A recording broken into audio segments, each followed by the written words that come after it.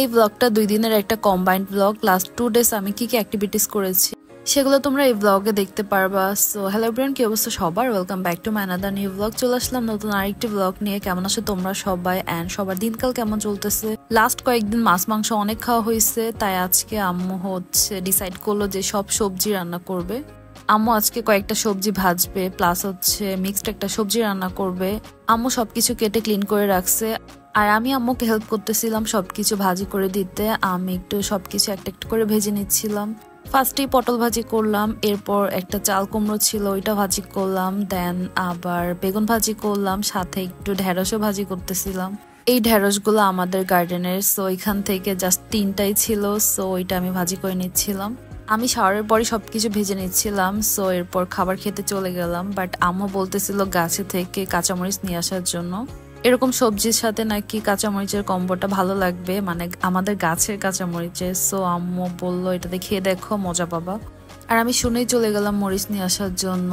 আর ভাত ছিল, plus lift over খিচুড়ি ছিল। সো খিচুড়ি রেখে কি ভাত খেতে পারি আমি, বলো? তাই আমি আমার জন্য খিচুড়ি নিলাম, আর সাথে একটা একটা করে সবগুলা সবজি নিলাম। আই থিঙ্ক এটা ভাতের সাথে খেতেও মজা হবে। সাথে আমি একটু সালাদ করে নিয়েছিলাম। আর সন্ধ্যায় আজকে কোনো নাস্তা বানানোর প্যারা ছিল না, যেহেতু আমার পাস্তা ছিল ফ্রিজে লেফট ওভার, সো ওইটাই গরম করে নিচ্ছিলাম। কিন্তু সাথে একটু চাও বানাচ্ছিলাম, যেহেতু আম্মু এটা খাবে না, সো আবার সবার জন্য একটু চা বানালাম। দেন চার বিস্কিট দিয়ে খাচ্ছিলাম। আর রাতে আমার ভাগ্নি ফোন দিছে পিকনিক করবে, সো ওইখানে চলে গেলাম। আর আপুর বাসায় গেলে অনেক বেশি মজা হয়, কজ আমরা সবাই সেম মেন্টালিটির, সো অনেক গল্প করলাম আমরা। দেন খাবার এখানে চলে আসলাম। পরের দিন সকালে ঘুম থেকে উঠে একটু রান্না করতেছিলাম হাজবেন্ডের জন্য। আজকে যদিও ফ্রাইডে, তাকে পোলাও বা বিরিয়ানি কোনো কিছু দিচ্ছি না, কজ রাতেই আমরা পোলাও খেয়েছিলাম আপুর বাসাতে।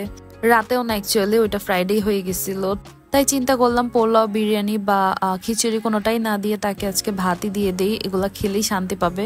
তাই আমি তার জন্য একটু শাক ভাজি করে নিচ্ছিলাম। আর যখন আমি রান্না করতেছিলাম, আমার কাছে বসেছিল এই বিড়ালটা। আমরা যখন ওই পাশে ছিলাম তখনও মাঝে মাঝে আসতো, আর এখনো আসে। তার জন্য এত অল্প রান্না করতে হয়, ওগুলা রান্না করতে গেলে আরো বেশি বিরক্ত লাগে।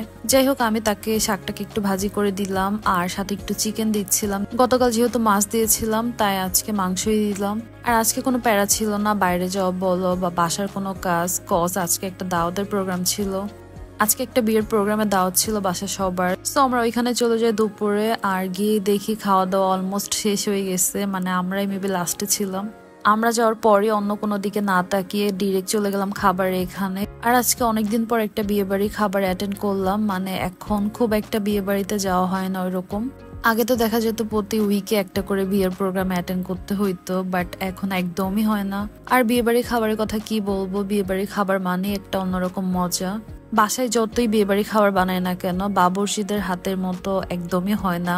বাবুর্চিদের হাতে আসলে এক্সট্রা একটা জাদু আছে, এই জন্য ওদেরটা খেতে খুবই মজা লাগে। খাবার দাবার শেষ করে এখানে আমরা বেশিক্ষণ স্টে করি নাই, যেহেতু আমাদের দুঃসম্পর্কের আত্মীয়র একটা দাওয়াত ছিল, আর ওইভাবে কাউকে চিনিও না। আর আমি যেহেতু নিউ ছিলাম, সো আমি তো আরো চিনি না। আর আজকে বউটার বিয়ে ছিল, মাশাআল্লাহ খুবই সুন্দর লাগতেছিল বউটাকে। দেন বর চলে আসলো, আর আমরা এগুলা দেখে বাসায় চলে আসছিলাম। আর আজকের ব্লগটা এই পর্যন্তই ছিল। আই হোপ আমার ভিডিও তোমাদের ভালো লেগেছে। Please don't forget to like, comment and share. Bye by.